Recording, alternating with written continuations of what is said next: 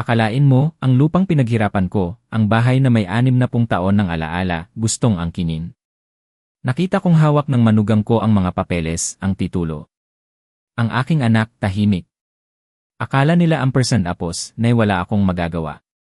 Ngunit ang hindi nila alam, sa bawat papeles na akala nila ampersand apos, lay na agaw, may mas malalim na pinagkukunan ng lakas ang isang amang daya ko. Hindi lahat ng laban ay sa sigaw. Bago mo marinig ang buong kwento ng isang amang nanahimik, mag-subscribe ka muna, baka dito mo marinig ang sarili mong tinig. Ako si Mang Tonyo. Higit sa 60 na ang edad ko. Naisip ko noon, basta mapalaki ko lang ang aking mga anak, ayos na ang buhay ko. Wala na akong pagsisisihan. Ngunit isang araw, nalaman ko, may mga bagay, hindi lahat ng binibigay mo ay babalik sa'yo. Ang aming bahay sa isang tahimik na subdibisyon sa Quezon City, kung saan halos kilala ng bawat aso ang yapak ng kapitbahay, ay dating kanlungan ko. Isang lugar na puno ng alaala, ng pag-ibig, ng pawis. Sa edad ko, akala ko, ito na ang huling hantungan ko.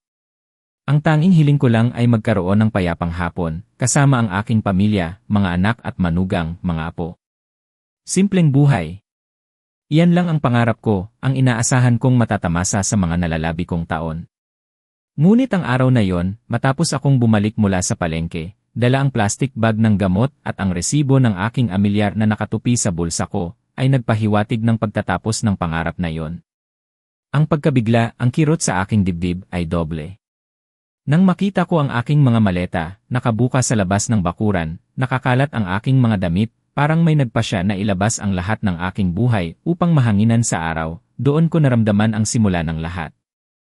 Sa unang tingin, naisip ko, baka naman nagkakamali lang ako ng nakita. Sa edad ko, natutunan kong doblehin ang pagtingin bago mag-react. Lumapit ako sa pinto, dahan-dahang inikot ang doorknob. Hindi bumukas. Sinubukan kong muli, mas mahinahon, parang inaasahan kong kikilalanin ako ng bakal. Wala. Walang nangyari. Kaya ampersand apos, itininala ko ang aking mga mata, at doon ko sila nakita. Si Sarah Santos, ang aking manugang, nakasandal sa frame ng bintana sa master ampersand apos, la bedroom, nakapamulsa ang mga kamay at may isang ngiti sa kanyang labi. Isang ngiting hindi ko maintindihan, may bahid ng pagwawagi, may halong panunuya. Sa tabi niya, isang hakbang sa likod, si Mark Reyes, ang aking anak. Nakatayo lang siya, tahimik, parang biglang kumapal ang hangin sa paligid. Ang kanyang mga mata ay umiiwas, nakatingin sa sahig, tapos sa aking mukha. Pagkatapos ng sandaling iyon, nang tinawag ko ang abogado David Zamora, parang bumalik ako sa nakaraan, sa simula ng lahat. Matagal na ang nakalipas, bago ang araw na iyon, bago pa man dumating si Sarah Santos sa buhay namin, mas tahimik ang aming tahanan. Ako si Mang Tonyo, isang simpleng tao na ang tanging yaman ay ang aking pamilya at ang bahay na ito sa Quezon City. Pinaghirapan ko ang bawat sulok nito, mula sa pundasyon hanggang sa bubong. Dito lumaki si Mark, ang aking anak, na nagturo sa akin ng tunay na kahulugan ng pagiging ama.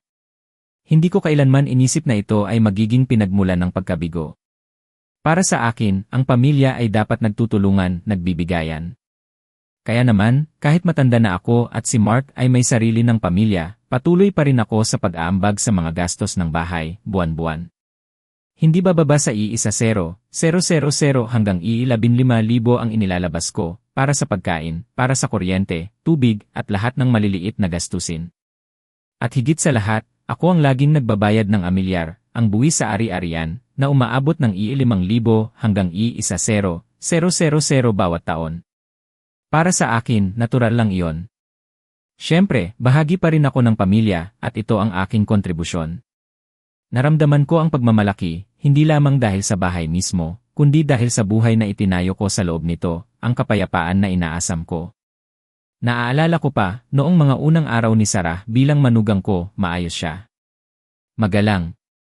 Tinatawag pa niya akong ampersand quote, Mang Tonyo ampersand quote, nang may respeto, at madalas siyang nag-aalok ng kape sa umaga.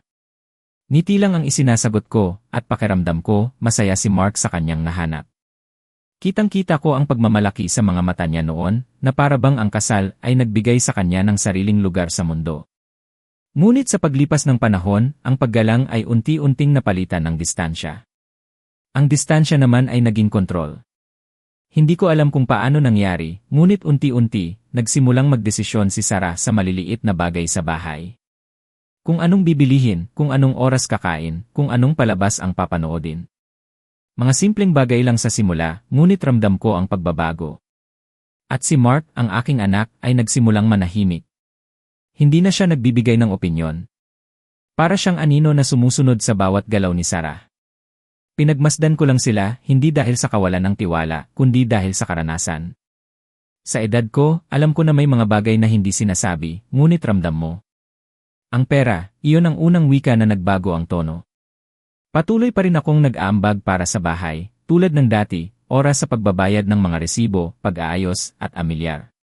Ngunit isang araw, napansin kong may mga nawawalang maliliit na halaga. Hindi malaki, hindi nakakagulat. Mga 500 hanggang 1,000 lang. Mga halagang mas madaling itago. Nagtanong ako kay Mark, Mark, napansin ko, parang may kulang sa budget natin. May pinagkaabalahan ba? Naramdaman ko ang pagkabahala sa kanya. Hindi siya makatingin ng direkta. Si Sarah ang sumagot para sa kanya, mga gastusin lang po, Mang Tonyo. Mga pang-araw-araw na pangangailangan, tumango lang ako. Pinanatili ko ang resibo. Naaalala ko ang payo ng aking kapatid noon, kapag may hindi tama, huwag kang magsalita. Itago ang papel, iyan ang naging simula ng aking pagmamasid, ang pag-ipon ng mga ebidensya, kahit pa hindi ko pa alam kung para saan ito. Ang mga maliliit na nawawalang halaga ay naging mga buto ng pagdududa, unti-unting itinanim sa aking isip, na naghihintay lamang ng tamang panahon upang lumago. Hindi nagtagal, matapos ang mga maliliit na nawawalang halaga, nagsimulang dumating ang mga salita. Mga salitang nakabalot sa pag-aalala kunwari, ngunit mabigat na parang utos. Madalas sabihin ni Sarah, hindi mo na kailangan ng marami, Mang Tonyo. Matanda na po kayo, dapat nang magpahinga, o kaya, kami naman po ang magsisimula, kaya kami na lang ang bahala, kung minsan, iniisip ko, baka naman totoo. Baka nga dapat na akong magpahinga. Pero ang nararamdaman ko, hindi pag-aalala. Mas malalim iyon. Parang gusto nila akong ilayo, dahan-dahan, mula sa lahat ng aking pinaghirapan.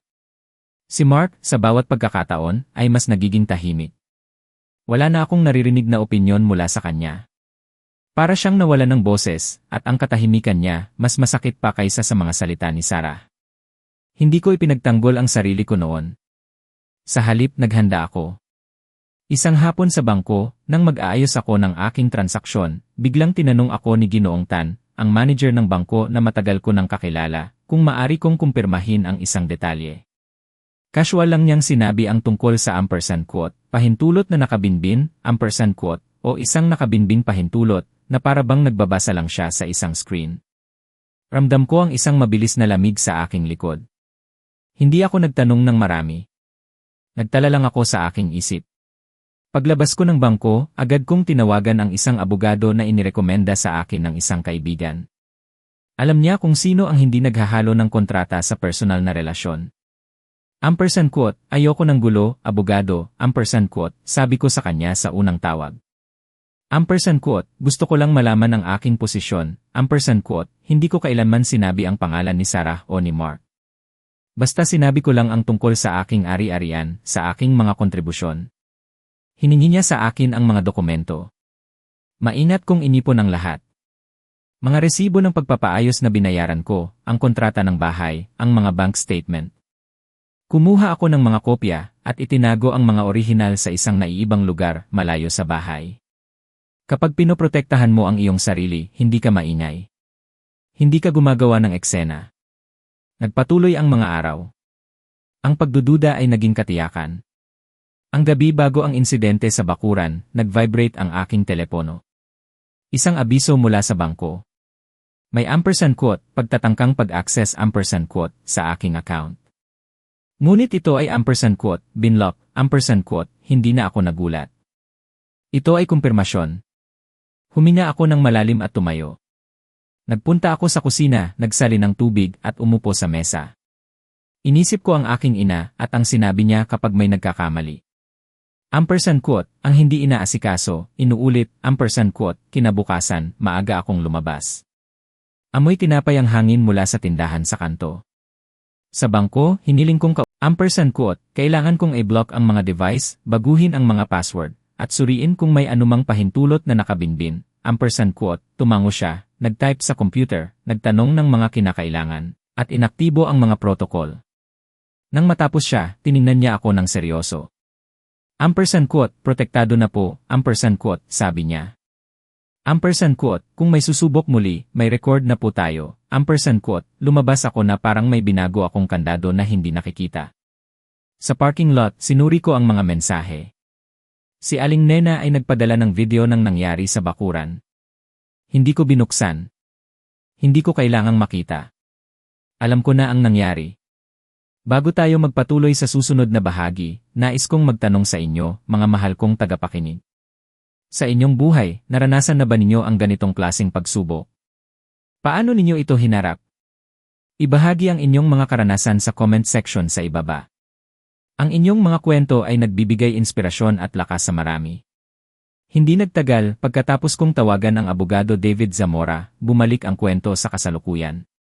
15 minuto lamang ang lumipas, ngunit pakiramdam ko ay habambuhay na yon. Isang kulay abong sedan ang huminto sa tapat ng aming bahay. Bumaba ang isang Ginoo, nakasuot ng simpleng traje de boda, may manipis na folder sa ilalim ng kanyang braso. Naglakad siya ng walang pagmamadali, bumati ng bahagya sa pamamagitan ng pagtango, at nagpakilala. Ampersand quote, abogado David Zamora, ampersand quote, sabi niya, kalmado ang kanyang boses. Ampersand quote, kayo po ba si Mang Tonyo Reyes? Ampersand quote, ako nga, ampersand quote, kumpirma ko, iniabot sa kanya ang isang dokumento para makilala ako. Pagkatapos, humarap siya kina Mark at Sarah. Nagpatuloy siya sa pagsasalita ng mahinahon, hindi itinaas ang kanyang boses, ngunit ang bawat salita ay may bigat. Ampersand quote, narito ako upang ipaalam ang isang katotohanan at erehistro ang isa pa. Ampersand quote, ramdam ko ang panginginig ni Sarah. Ang kanyang ngiti ay biglang nabasag, parang pinong salamin. Ampersand quote, ipaalam ang ano? Ampersand quote, sigaw niya, nalalaki ang mga mata. Ampersand quote, bahay namin ito, ampersand quote, sagot ng abogado, ampersand quote, susuriin natin yan sa folder. Ngunit kailangan ko munang kumpirmahin ang pagpapalit ng kandado at ang pagtanggi sa inyong pagpasok. Ampersand quote, kinuha niya ang kanyang telepono, kinunan ng litrato ang bagong doorknob, ang susi na may tagpa, at ang mga maleta sa bakuran. Nagtala siya ng mga pangalan. Lumapit si Aling Nena, ang aming kapitbahay sa tapat, at ibinigay ang kanyang buong pangalan ng hindi hinihingi. Isang iba pang kapitbahay, si Mang Lito, ay ginawa rin ang parehong bagay.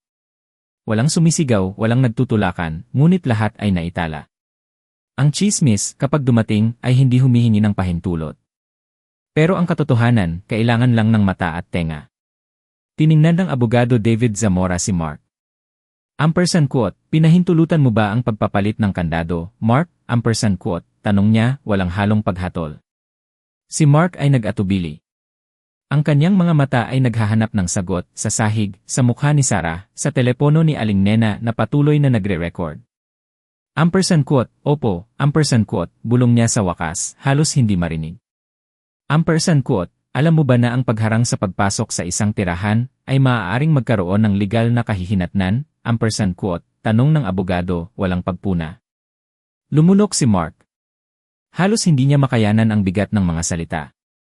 Biglang sumingit si Sarah, ampersand quote, napakawalang hiya. Nagpapanggap lang siyang biktima, ampersand quote, sigaw niya, nais niyang sirain ang katahimikan at ang proseso. Ngunit hindi nakipagtalo ang abogado. Tahimik niyang inilabas ang isang dokumento. Ampersand quote, narito ang abiso, ampersand quote, sabi niya. Ampersand quote, kung magpapatuloy ang pagtanggi, maitatala ito at gagawin ang susunod na hakbang, ampersand quote, hindi ako humawak sa mga maleta. Nanatili akong kalmado, tuwid ang aking tindig. Gusto kong simple lang ang larawan. Isang matandang ama na nakatayo, at 2 bata na nawawalan ng kontrol sa kanilang sariling dula-dulaan. Narinig ko ang tunog ng isang mensahe na dumating sa kung anong telepono. Alam kong nagliliyab na ang group chat ng subdivision. Ampersand quote, inay, hindi ba kayo nag-exaggerate? Ampersand quote, tanong ni Mark, sinusubukang palambutin ang tono. Ampersand quote, pwede naman po tayong mag-usap sa loob, ampersand quote, ngunit alam ko na ang kanyang mga salita ay walang saysay. Ampersand quote, nang gusto kong magsalita, pinalitan mo ang kandado, ampersand quote, sagot ko. Ampersand quote, ngayon, mag-usap tayo ng may record, ampersand quote, tumingin si Sarah sa bintana, tila naghahanap ng suporta. Wala siyang nakita. Isinara ng abogado David Zamora ang kanyang folder at tumingin sa akin. Ampersand quote, nais mo bang ipagpatuloy natin ang pagpasok, ampersand quote, tanong niya.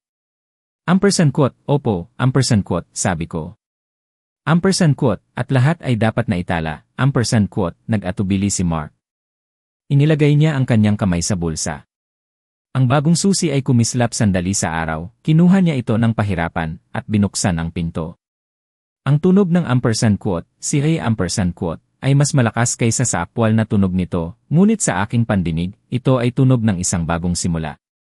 Pumasok ako ng dahan-dahan, hindi bilang isang taong bumabawi ng bahay, kundi bilang isang taong bumabawi ng kanyang posisyon. Ang abogado ay sumunod sa likod, nagtatala. Ang hangin sa loob ay iba. Hindi ako nagtagal. Alam kong simula pa lang ito. Ang bahay na ito, na sinubukan nilang kunin, ay aking muling babawiin. Bawat hakbang, bawat record, ay isang patunay na ang katahimikan ay hindi kahinaan. Ito ay paghahanda.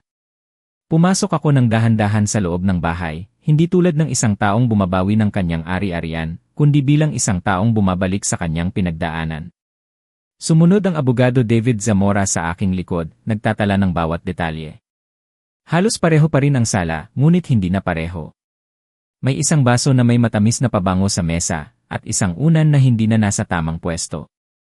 Mga maliliit na detalye yon, hindi gumagawa ng ingay, ngunit mabigat sa pakiramdam. Sinasabi nito, may iba nang nagmamay-ari sa bawat sulok, sa bawat gamit. Si Sarah, na natiling nakatayo sa labas ng pintuan, hindi tumawid sa pasimano. Hindi na siya protektado ng bintana. Ampersand quote, hindi matatapos ang lahat ng ganito, ampersand quote, bulong niya, puno ng pagbabanta ang kanyang boses. Ampersand quote, tama ka, ampersand quote, sagot ko ng mahinahon. Ampersand quote, hindi ito matatapos, maililista ito, ampersand quote. Itinuro ng abogado David Zamora ang pasilyo. Ampersand quote, kailangan kong suriin ang isang silid, ampersand quote, sabi niya. Akmang haharangan sana ni Mark ang kanyang daan, ngunit hindi niya nagawa. Ang pasilyo ay parang lumiliit, at ang hangin ay naging mabigat. Sa sandaling iyon, isang simpleng kaisipan ang pumasok sa aking isip. Hindi ako dumating upang manalo. Dumating ako upang hindi matalo. Nang pumasok kami sa aking silid, nakita ko ang kama na minadaling inayos, at ang kabinet na magulo. Binuksan ko ang drawer kung saan ko inilalagay ang aking mahahalagang papeles. Wala. Walang laman. Ampersand quote, may folder na nawawala, ampersand quote, sabi ko, walang halong drama. Itinaas ng abogado ang kanyang tingin. Ampersand quote, nais mo bang irehistro ang pagkuha ng dokumento, ampersand quote, tanong niya. Ampersand quote, opo, ampersand quote, tugon ko. Biglang humakbang si Sarah. Ampersand quote, kasalanan iyan. Hindi totoo yan, ampersand quote, sigaw niya. Ampersand quote, lahat ay nakarehistro, ampersand quote, pag-uulit ng abogado. Kinuha ko ang aking telepono at kinunan ng litrato ang walang lamang drawer, ang bagong kandado, at maging ang mga maleta mula sa bintana ng sala. Hindi dahil sa galit, kundi ampersand quote, para sa linya ng panahon, ampersand quote, bawat larawan ay isang kabanata sa isang kwento na kailangan kong sabihin. Si Mark na aking anak, mahigpit na kinuyom ang kanyang kamao. Hindi siya sumigaw. Hindi niya nagawa. Nang lumabas kami sa bakuran, isinara ng abogado David Zamora ang kanyang folder at ibinigay sa akin ang isang kopya. Ampersand quote, nakasaad na po, ampersand quote, sabi niya. Ampersand quote, magkakaroon ng pagsubaybay, ampersand quote, tiningnan niya ako sa aking mga mata. Tumango ako. Si Sarah ay nanlilisik ang tingin, namumutla. Si Mark ay hindi makahanap ng mga salita. Si Aling Nena, sa unang pagkakataon mula nang magsimula ang lahat, ay ibinaba ang kanyang telepono. Ampersand quote, narito ako, Mang Tonyo, ampersand quote, bulong niya, puno ng suporta. Pinulot ko ang isang maleta, isa lamang, ang kailangan ko, hindi dahil sa pagsuko, kundi dahil sa estratehiya. Pumasok ako, isinara ang pinto, at ipinagsandal ang aking likod sa kahoy. Patuloy ang ingay mula sa labas, ang mga bulungan, ang mga tawanan ng mga kapitbahay. Ngunit sa loob, ang katahimikan, sa wakas, ay akin. Ito ay katahimikang matagal ko nang hinahanap. Ngumingiti si Mark, ipinagmamalaki, na parabang ang kasal ay nagbigay sa kanya ng sariling lugar. Sa paglipas ng panahon, ang paggalang ay naging distansya. Ang distansya ay naging kontrol. Nagsimulang magdesisyon si Sarah sa maliliit na bagay, kung anong bibilhin, kung anong oras kakain. At si Mark, tumigil sa pagbibigay ng opinyon. Pinagmasdan ko lang sila, hindi dahil sa kawalan ng tiwala, kundi dahil sa karanasan. Ang pera, iyon ang unang wika na nagbago ang tono. Nag-aambag pa rin ako para sa bahay, tulad ng dati, sa mga resibo, sa mga pag-aayos, sa amilyar na binabayaran ko sa oras. Isang araw, napansin kong may nawawalang maliliit na halaga, hindi malaki, hindi nakakagulat. Mga i-500 o i-1,000 lang. Mga halagang mas madaling itago. Nagtanong ako. Si Mark ay nag-alangan. Sumagot si Sarah para sa kanya, #, mga gastusin lang po, #, sabi niya. #, pang-araw-araw, #, tumango lang ako. Pinanatili ko ang resibo. Natutunan ko noon na kapag may hindi tama, kailangan mong itago ang papel. Huwag makipagtalo. Pagkatapos, dumating ang mga pangungusap, #, hindi mo na kailangan ng marami, Mang Tonyo. Kami naman ang magsisimula. Mas mabuti kung magpapahinga na lang kayo, #, mga salitang nababalot sa pag-aalala, ngunit mabigat na parang utos. Si Mark, mas nagiging tahimik sa bawat araw. Hindi ako lumaban. Naghanda ako. Isang hapon sa bangko, nang tinanong ako ng kahera na kumpirmahin ang isang detalye, nabanggit niya ang #, pahintulot na nakabinbin, #, casual lang niyang sinabi ang termino, na parabang nagbabasa lang sa isang screen. Ramdam ko ang isang mabilis na lamig sa aking likod. Hindi ako nagtanong ng marami. Nagtala lang ako sa aking isip. Paglabas ko, tinawagan ko agad ang isang abogado na inirekomenda ng isang kaibigan, isang taong hindi naghahalo ng kontrata sa personal na usapan. #, ayoko ng gulo, #, sabi ko sa kanya sa unang tawag. #, gusto ko lang malaman ang aking posisyon, #, hiningi niya sa akin ang mga dokumento. Maingat kong inipon ang lahat. Mga resibo ng pagpapaayos na binayaran ko, ang kontrata ng bahay, mga bank statement. Kumuha ako ng mga kopya at itinago ang mga orihinal sa isang naiibang lugar. Kapag pinoprotektahan mo ang iyong sarili, hindi ka maingay. Kinabukasan, maaga akong lumabas. Amoy tinapay ang hangin mula sa tindahan sa kanto. Sa bangko, hiniling kong kausapin si Ginoong Tan. Kilala niya ako sa loob ng maraming taon. Hindi ako nagkwento. Direkta akong nagbigay ng mga katotohanan. #, mayroong pagtatangkang pag-access, #, sabi ko. #, kailangan kong i-block ang mga device, baguhin ang mga password, at suriin kung may anumang pahintulot na nakabinbin, #, tumango siya, nag-type sa computer, nagtanong ng mga kinakailangan, at inaktibo ang mga protocol. Nang matapos siya, tiningnan niya ako ng seryoso. Protektado na po, sabi niya.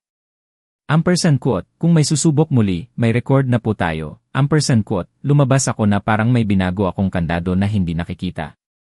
Sa parking lot, sinuri ko ang mga mensahe. Nagpadala si Aling Nena ng video ng nangyari sa bakuran. Hindi ko binuksan. Hindi ko kailangang makita. Alam ko na ang nangyari. Mula sa bangko, dumiretso ako sa opisina ng abogado David Zamora. Dala ko na ang kopya ng mga resibo, kontrata, at bank statement. At mayroon pa akong isang papel na nakita ko, nakatupi, sa sala, malapit sa kung saan nakakalat ang mga gamit ni Sarah nang saglit akong pumasok para kunin ang isang maleta. Isang draft pala iyon ng isang pahintulot, na may nakasulat na pangalan ko at lagda, na hindi ko naman pinirmahan. Inilapag ko ang lahat sa kanyang mesa. Walang drama, puro pamamaraan. Ang panganib dito, sabi niya, hindi ang lagda, kundi ang pagpipilit. At ang pagpipilit ay nag-iwan ng bakas, humiling siya ng anotasyong preventive o isang paunang tala. Isang bagay na magpapaliwanag na ang anumang transaksyon na gumagamit ng aking lagda sa hinaharap ay kailangan ng aking personal na presensya at otentikasyon. Mas maraming selyo, mas maraming kopya. Ang papel ay may bigat kapag alam mo kung saan ito ibabagsak. Paglabas ko, nag-vibrate ang aking telepono. Isang mensahe mula kay Mark. Ampersand quote, kailangan po tayong mag-usap, ampersand quote, hindi ako sumagot. Sumasagot ako sa iba pang bagay, sa ruta na aking tinahak. Pumunta ako sa Registry of Blico. Humingi ako ng impormasyon tungkol sa bahay, mga pangalan, petsa, kontribusyon. Walang nakatago. Nandoon ang lahat, naghihintay sa sinumang maglalaan ng oras upang basahin. Umuwi ako bago magtanghali. Wala si Sarah. Si Mark nandoon. Mapula ang kanyang mga mata, hindi sa iyak, kundi sa masamang tulog. Ampersand quote, napakalayo na ang narating ninyo, inay, ampersand quote, sabi niya. Ampersand quote, galit na galit si Sarah. Ampersand quote, ang galit ay hindi argumento, ampersand quote, sagot ko. Ampersand quote, ang dokumento, ampersand quote, umupo ako at binuksan ang aking folder. Pinakita ko sa kanya, nang hindi itinaas ang aking boses, ang lahat ng ginawa ko. Ampersand quote, hindi ito para parusahan kayo, ampersand quote, sabi ko. Ampersand quote, ito ay para hindi niyo ako burahin, ampersand quote, tiningnan ni Mark ang mga pahina, na para bang nakikilala niya ang sarili niyang sulat kamay sa isang lumang kwaderno. Natahimik siya. Ampersand quote, mayroon pa, ampersand quote, sabi ko. Ampersand quote, kagabi, sinubukan na naman nilang pasukin ang aking account, ampersand quote, hindi ako yon, ampersand quote, mabilis niyang sagot. Ampersand quote, hindi ko sinabing ikaw yon, ampersand quote, sagot ko. Ampersand quote, sinabi kong may sumubok, ampersand quote. Narinig ko ang ring ng aming doorbell. Napalingon kaming dalawa ni Mark, nagtinginan. Tahimik akong tumayo, walang pagmamadali, at binuksan ang pinto. Si Abogado David Zamora, nandoon na naman siya, may hawak na isa pang folder. Ampersand quote, magandang hapon po, ampersand quote, bati niya. Ampersand quote, mayroon akong dagdag na patunay. At kailangan ko ng mga saksi, ampersand quote, sa likod niya, sumulpot si Aling Nena at si Mang Lito, ang isa pa naming kapitbahay, na para bang may nagtawag sa kanila ng walang tunog. Walang ngiti ang sinuman. Alam kong oras na para sa susunod na hakbang. Pinapasok ko sila. Ampersand quote, dito po tayo mag-uusap ng may record, ampersand quote, sabi ko, tumango sa abogado. Pumasok si Abogado David Zamora nang may parehong kahinahunan tulad ng dati. Walang pagmamadali, walang matigas na ekspresyon.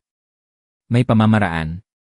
Inilagay niya ang folder sa mesa ng aming kainan, humingi ng pahintulot na umupo, at nagsimula sa mga pangunahing bagay, tulad ng ginagawa ng mga nakakaalam na ang kaayusan ang nag-iwas sa ingay. Ampersand quote, babanggitin ko ng malakas, ampersand quote, sabi niya, ampersand quote, para maging malinaw sa lahat, ampersand quote, si Mark ay nanatiling nakatayo, nakasandal sa likod ng isang upuan. Si Sarah, nakapamulsa, ngunit ang kanyang galaw ay mas depensiba kaysa matatag. Umupo ako sa tapat ng abogado at inilapag ko ang aking telepono, nakataob at nakarecord. Hindi ko ito itinago. Ampersand quote, ayon sa mga record, ampersand quote, patuloy ng abogado, ampersand quote, noong nakaraang araw, pinalitan ang kandado ng tirahan ng walang pahintulot ni Mang Tonyo Reyes, at sinubukan siyang harangan sa pagpasok. Nakasaad din ang presensya ng mga saksi at audiovisual na material, ampersand quote, sumingit si Sarah. Ampersand quote, alam na po namin yan, ampersand quote, sabi niya na halatang nainip. Hindi itinaas ng abogado ang kanyang tingin. Ampersand quote, pahintulutan niyo akong tapusin, ampersand quote, patuloy niya sa pagbabasa. Bawat pangungusap ay maikli, tumpak. Walang mga adjectives. Nang mabanggit niya ang ampersand quote, pagkuha ng dokumento, ampersand quote, humakbang si Mark. Ampersand quote, hindi po totoo yan, ampersand quote, sabi niya. Ampersand quote, walang nagnakaw, ampersand quote, hindi po tayo nag-uusap tungkol sa intensyon, ampersand quote, sagot ng abogado. Ampersand quote, nag-uusap tayo tungkol sa mga katotohanan at record, ampersand quote, tiningnan niya ako. Ampersand quote, nais mo bang may idagdag, ampersand quote, opo, ampersand quote, sabi ko. Ampersand quote, may nawawalang folder na naglalaman ng mga personal at kontrata kong dokumento. Kinunan ko po ng litrato ang lugar kung saan ito nakatago, ampersand quote, tumango siya. Nagtala. Napakagatlabi si Sarah. Ampersand quote, labis na po ito, ampersand quote, pagpipilit niya. Ampersand quote, nagpapanggap lang siyang biktima, ampersand quote, ang biktima ay hindi idineklara, ampersand quote, sagot ko. Ampersand quote, ito ay pinapatunayan, ampersand quote, isinara ng abogado ang pagbabasa at dumako sa ikalawang bahagi. Kumuha siya ng isang bagong dokumento na may ampersand quote, bumalik kami sa sala. Nakaupo si Sarah ng matigas, nakatingin sa mesa. Ampersand quote, magdudulot ito ng problema sa amin, ampersand quote, bulong ni Mark. Ampersand quote, ang problema ay hindi dumarating ng mag-isa, ampersand quote, sagot ko. Ampersand quote, may nagbubukas ng pinto para sa kanila, ampersand quote, isinara ng abogado ang folder at nagsalita ng may tiyak na tono. Ampersand quote, sa mga hawak nating record, nararapat na ipagpatuloy ang formal na pagsubaybay. Magkakaroon ng karagdagang abiso kung ipipilit pa rin ang pagharang sa pagpasok o ang pagmamanipula ng mga dokumento, ampersand quote, biglang tumayo si Sarah. Ampersand quote, tama na, ampersand quote, sigaw niya. Ampersand quote, bahay namin ito, ampersand quote, ang pagtaas ng boses ay hindi nagbabago ng mga record, ampersand quote, sagot ng abogado. Ampersand quote, at ang mga record ay naririyan na, ampersand quote, naging mabigat ang katahimikan. Sa labas, may isang kotse ang dahan-dahang dumaan. Patuloy ang buhay sa subdibisyon, ngunit sa loob, ang hangin ay parang huminto.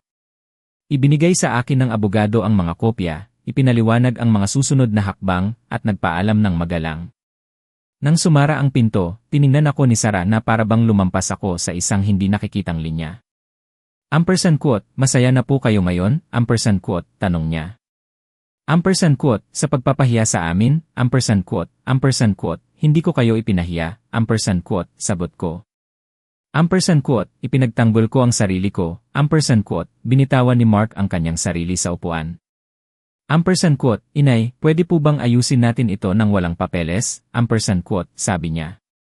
Ampersand quote, mag-usap tayo, ampersand quote, nag-usap tayo ng walang bagong kandado, ampersand quote, sagot ko. Ampersand quote, ngayon, mag-usap tayo ng may patunay, ampersand quote, kinuha ni Sarah ang kanyang bag, ampersand quote, hindi ako mananatili rito para rito, ampersand quote, sabi niya. Ampersand quote, Mark, umalis na tayo, ampersand quote, hindi gumalaw si Mark. Tiningnan niya ang sahig pagkatapos ay ako. Medyo bumaba ang kanyang mga balikat, na parabang sa wakas ay nabunutan siya ng tinik. Ampersand quote, umalis ka, ampersand quote, sabi ko kay Sarah, ampersand quote, at pag-isipan mong mabuti ang susunubukan mong gawin. Lahat ay nag-iwan ng bakas, ampersand quote, lumabas siya ng walang sagot. Sumara ang pinto ng may tuyong tunog. Nananatili si Mark, humihina ng malalim. Ampersand quote, hindi ko po gustong umabot sa ganito, ampersand quote, bulong niya. Ampersand quote, umiabot dahil may nagtulak, ampersand quote, sagot ko. Ampersand quote, at ngayon, kailangan mong tanggapin, ampersand quote, tumayo ako at inilagay ang mga kopya sa folder. Naglakad ako papunta sa kusina, nagsali ng tubig, at dahan-dahang uminom. Nagpapasalamat ang katawan kapag nagdesisyon ang isip. Tiningnan ako ni Mark na parabang hindi niya ako lubusang kilala. Ampersand quote, ano po ang susunod, ampersand quote, tanong niya. Ampersand quote, sarahan ang lahat ng naiwang bukas, ampersand quote, sagot ko. Ampersand quote, bangko, notaryo, at kung ano pa ang kailangan. Nang walang sigawan, ampersand quote. Kung kayo po ay nakikinig pa hanggang dito, mangyaring mag-comment ng numero 1 sa ibaba, upang malaman kung mayroon pa akong mga kasama sa paglalakbay na ito. Ang inyong presensya ay ang pinakamalaking inspirasyon para sa akin upang ikwento pa ang huling bahagi, isang kwento mula sa puso ng isang tahimik na ama. Ang umaga ng pagdinig ay kulay abo, isang uri ng kulay abong hindi nagbabanta ng ulan, ngunit may bigat. Dumating ako ng maaga, tulad ng dati. Hindi dahil sa kaba, kundi dahil sa respeto sa oras. Ang gusali ay may mahahabang pasilyo, matitigas na upuan, at ang katahimikang binibiyak ng mga yabag na nagpapahiwatig ng mga kwento ng ibang tao. Umupo ako, ang aking folder ay nakapatong sa aking hita, tuwid ang aking likod, at kalmado ang aking mga kamay. Kapag alam mo kung saan ka nakatayo, naiintindihan iyan ng iyong katawan. Dumating din ang abogado David Zamora, eksakto sa oras. Muli naming sinuri ang pagkakasunod-sunod ng mga dokumento. Hindi para mangumbinsi, kundi para ipakita. Sa kabilang banda, nakita kong pumasok si Mark kasama si Sarah. Nakatali ang buhok ni Sarah, perpekto ang makeup, na parabang ang panlabas na anyo ay maaaring magtuwid sa panloob na kalagayan. Si Mark ay naglakad sa likod niya, nakababa ang mga balikat. Hindi na siya ang anak na nakikipagtalo. Siya na ang tao na nagsisimulang umintindi sa bigat ng mga kahihinatnan. Tinawag kami. Mas maliit ang silid kaysa sa inakala ko. Isang mahabang mesa, isang tao sa gitna na may walang emosyong boses, maayos na mga papeles. Walang sumigaw. Walang umiyak. Ganyan bumabagsak ang mga maskara nang walang ingay. Hiniling ng tagapamagitan ang maikling bersyon ng kwento. Si Sarah ang unang nagsalita. Ginamit niya ang mga salitang ampersand quote, pagmamalabis, ampersand quote, control, ampersand quote, hindi pagkakaunawaan, ampersand quote, sinabi niya na ako ay laging gustong mangkontrol, na ang bahay ay dapat para sa batang mag-asawa, na ako ay kumakapit. Mabilis siyang nagsalita na parang natatakot na maubusan ng hangin. Ngunit ang bawat salita niya ay parang tumatalbog lang sa pader ng katotohanan. Pagkatapos niya, si Abogado David Zamora ang nagsalita. Sumagot siya ng may mga petsa, may mga record, may mga litrato, may mga selyo. Bawat dokumento ay bumababa sa mesa na parang isang eksaktong piraso ng puzzle. Ang mga litrato ng mga maleta ko na nakakalat sa bakuran. Ang larawan ng bagong kandado. Ang kopya ng mga abiso mula sa bangko tungkol sa mga pagtatangkang pag-access, bawat isa ay may petsa at oras. At pagkatapos, ang kopya ng paunang tala mula sa Registrio Publico na nagpapatunay ng aking mga kontribusyon sa bahay na umaabot sa daan-daang libong piso sa paglipas ng mga taon. At ang pinakamasakit, para kay Sarah, ang kopya ng draft ng pahintulot na may nakaimprentang pangalan ko. Hindi ko man lang binanggit kung saan ko iyon nakita. Hayaan ng ebidensya ang magsalita. Itinaas ng tagapamagitan ang kanyang tingin ng maraming beses, humingi ng mga paglilinaw, nagtala. Ampersand quote, pinalitan mo ba ang kandado? Ampersand quote, tanong niya kay Mark. Nag-atubili si Mark ng isang segundo. Isang napakahabang segundo. Ampersand quote, opo, ampersand quote, sabi niya. Ampersand quote, hinaraan mo ba ang pagpasok ni Mang Tonyo Reyes sa tirahan? Ampersand quote, ibinaba niya ang kanyang tingin. Ampersand quote, opo, ampersand quote, walang karagdagang tanong sa puntong iyon. Narinig ko ang mahigpit na pagkuyom ni Sarah sa kanyang bag, ang pag-amin ni Mark ay nagwasak sa kanyang pagtatago. Nang ako na ang turn, dahan-dahan akong nagsalita. Ampersand quote, hindi ako naghahanap ng parusa, ampersand quote, sabi ko. Ampersand quote, naghahanap ako ng mga limitasyon. Pinalitan ang kandado, may nawawalang dokumento, at may mga pagtatangkang pag-access sa aking mga account. Lahat ay nakarehistro.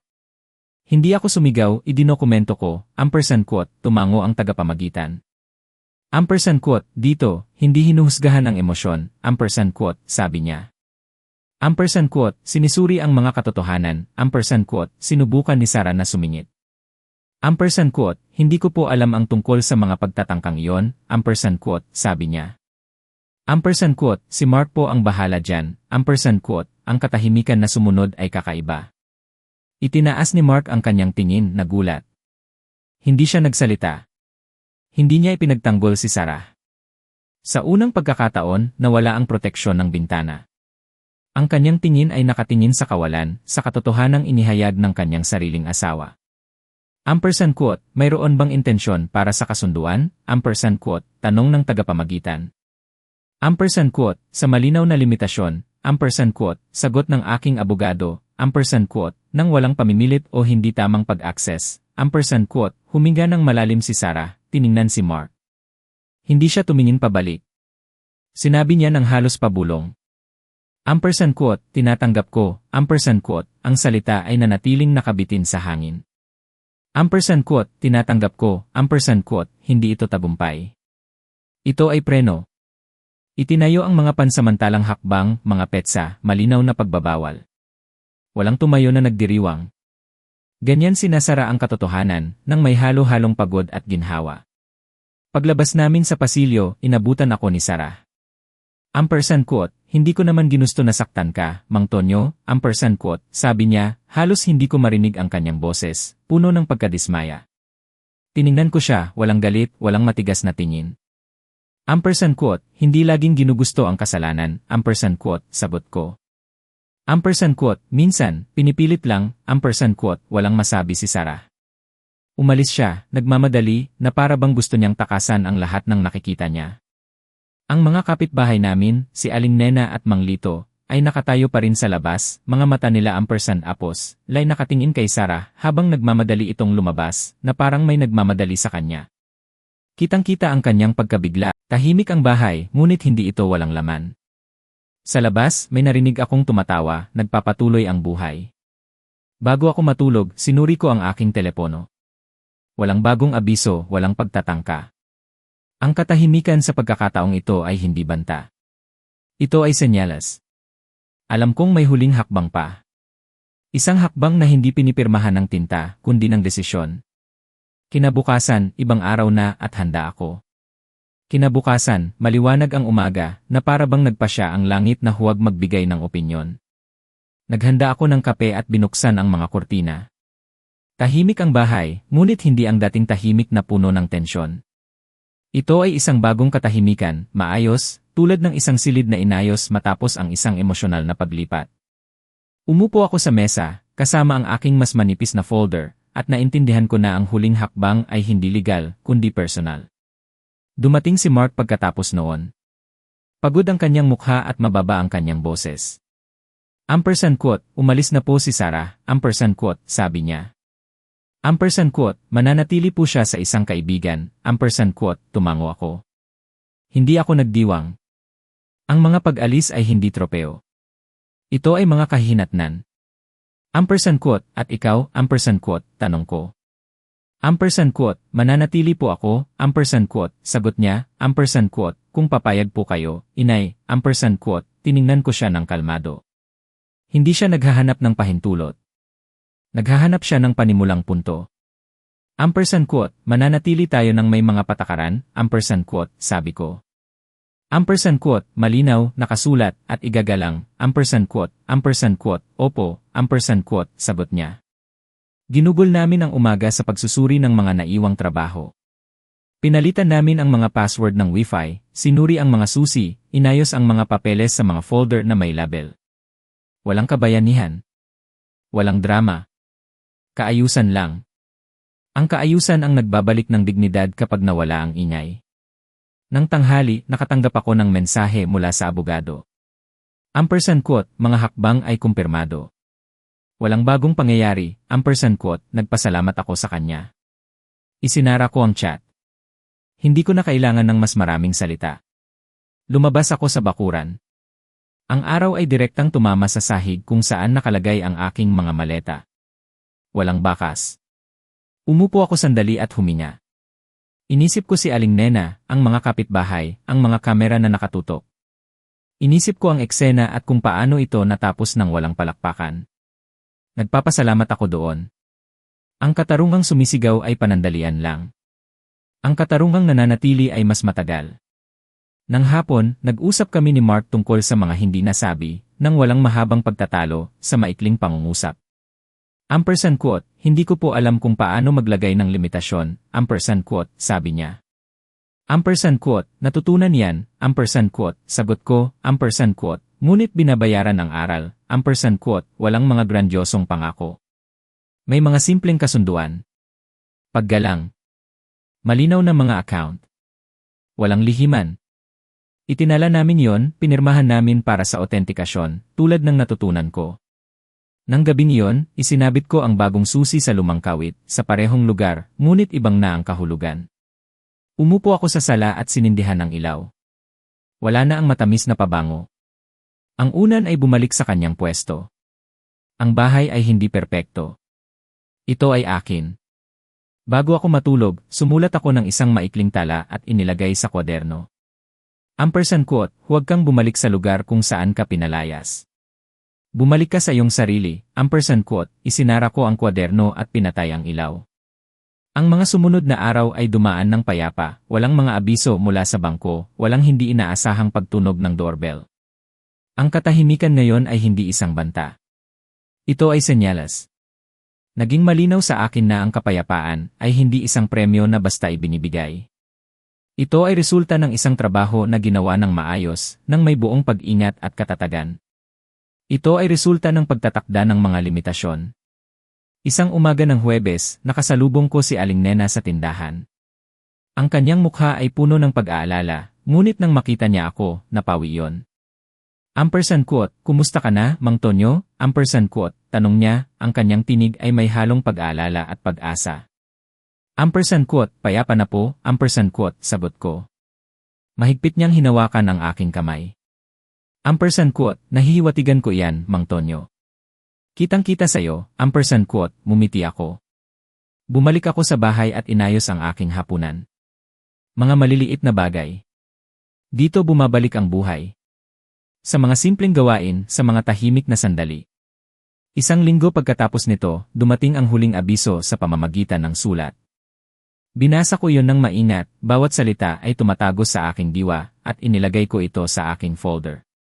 Hindi ako nakaramdam ng dramatikong ginhawa, kundi ng pakiramdam ng ampersand quote, lupa ampersand quote, sa ilalim ng aking mga paa. Ito ang lupa na nagpapahintulot sa aking lumakad nang hindi laging lumilingon sa likod, nang may kapanatagan.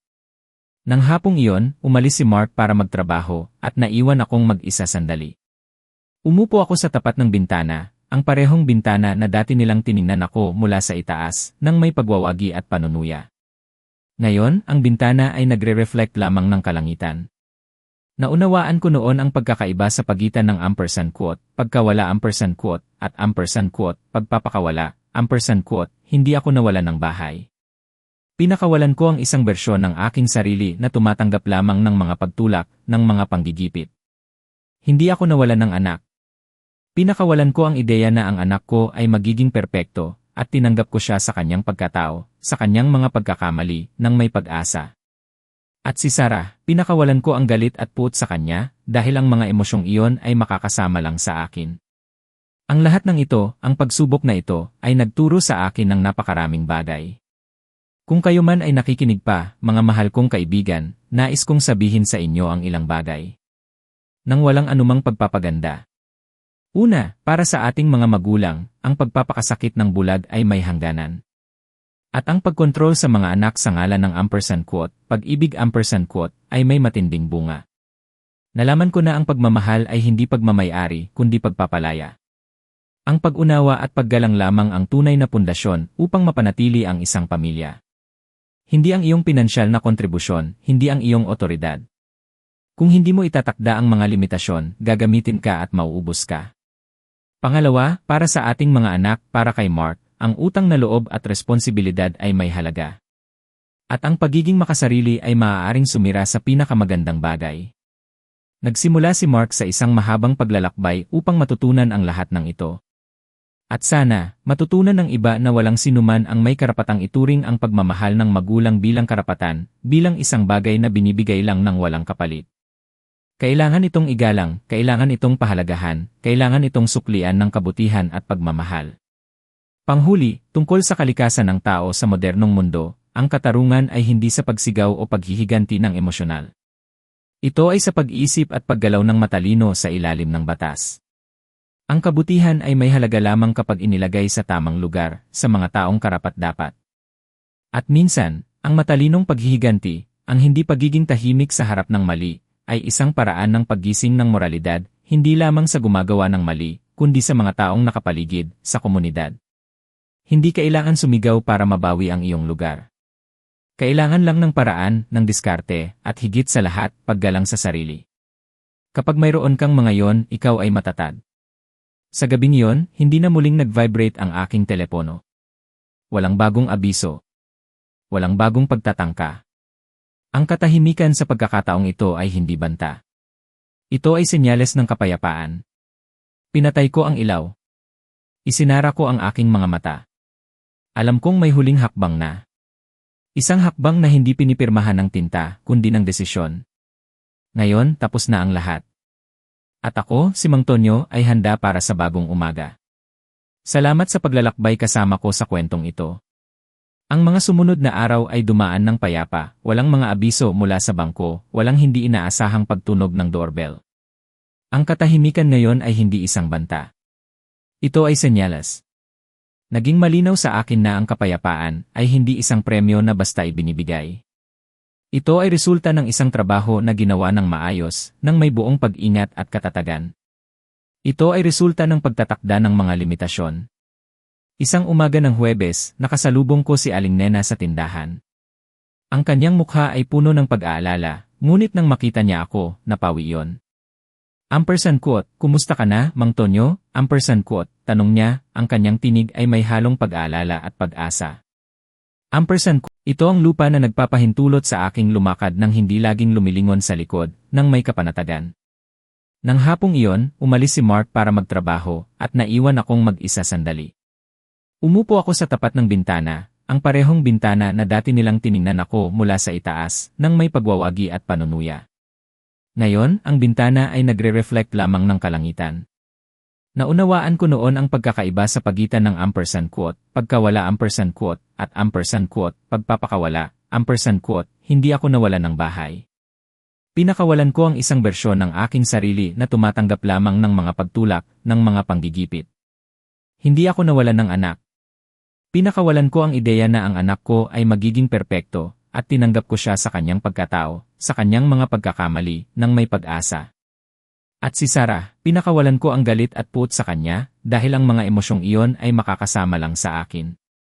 Ang lahat ng ito, ang pagsubok na ito, ay nagturo sa akin ng napakaraming bagay. Kung kayo man ay nakikinig pa, mga mahal kong kaibigan, nais kong sabihin sa inyo ang ilang bagay. Nang walang anumang pagpapaganda. Una, para sa ating mga magulang, ang pagpapakasakit ng bulag ay may hangganan. At ang pagkontrol sa mga anak sa ngalan ng pag-ibig ay may matinding bunga. Nalaman ko na ang pagmamahal ay hindi pagmamayari kundi pagpapalaya. Ang pag-unawa at paggalang lamang ang tunay na pundasyon upang mapanatili ang isang pamilya. Hindi ang iyong pinansyal na kontribusyon, hindi ang iyong otoridad. Kung hindi mo itatakda ang mga limitasyon, gagamitin ka at mauubos ka. Pangalawa, para sa ating mga anak, para kay Mark, ang utang na loob at responsibilidad ay may halaga. At ang pagiging makasarili ay maaaring sumira sa pinakamagandang bagay. Nagsimula si Mark sa isang mahabang paglalakbay upang matutunan ang lahat ng ito. At sana, matutunan ng iba na walang sinuman ang may karapatang ituring ang pagmamahal ng magulang bilang karapatan, bilang isang bagay na binibigay lang ng walang kapalit. Kailangan itong igalang, kailangan itong pahalagahan, kailangan itong suklian ng kabutihan at pagmamahal.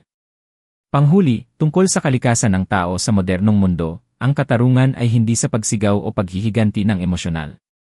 Ito ay sa pag-iisip at paggalaw ng matalino sa ilalim ng batas.